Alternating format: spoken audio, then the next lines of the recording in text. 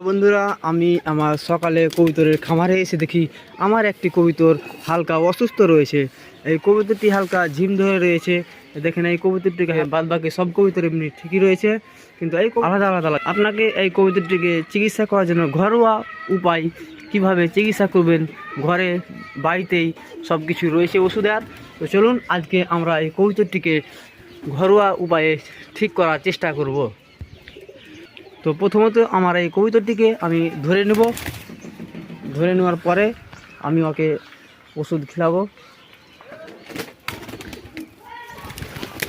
ধরে নিলাম। তো কবুতরটি অনেকটা হালকা হয়ে গেছে, ওয়েট কমে গেছে, কবুতরটির ওয়েট অনেকটাই কমে গেছে। তো আমি চলো তোমাদেরকে কিভাবে এই কবুতরটিকে 3 থেকে 4 দিনের মধ্যে আমি অসুস্থ করে দেখাবো।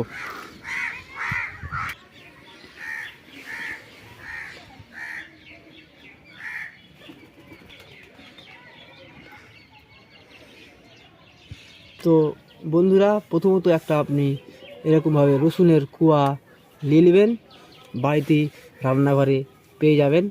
আর তারপরে এরকম একটা লং নিয়ে নেবেন।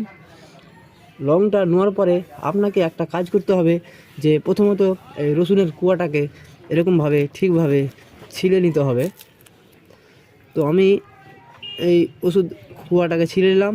তারপরে মাঝামাঝি বরাবর একটি কাট মারতে হবে। এখানে আমি হালকা কেটে দিলাম, দিয়ে যেটা আবার এই যে সবুজ জিনিসটা যেটা রয়েছে ওটাকে বের করে ফেলে দেব। বের করে ফেলে দিলাম। বের করে ফেলে দেওয়ার পরে আপনাকে এইটা নিয়ে, লংটাকে নিয়ে আপনাকে ওর ভিতরে ভরে এরকমভাবে ভরে নেবেন। ভরে নেওয়ার পরে এরকমভাবে আপনি কবুতরটাকে ধরে ওর মুখে এরকমভাবে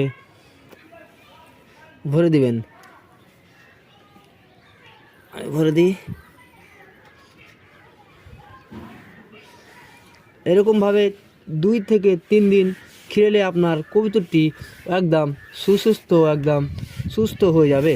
তো আপনি দেখতে থাকুন এই কবুতরটিকে। আবার কালকে আবার বা বৈকালে আরেকবার খিলিয়ে দেবো এরকমভাবে। দেখছেন এখনই কতটা ফ্রি হয়ে গেল, কবুতরটা ঢুকে গেল। কবুতরটা তো ও ঢুকে গেল,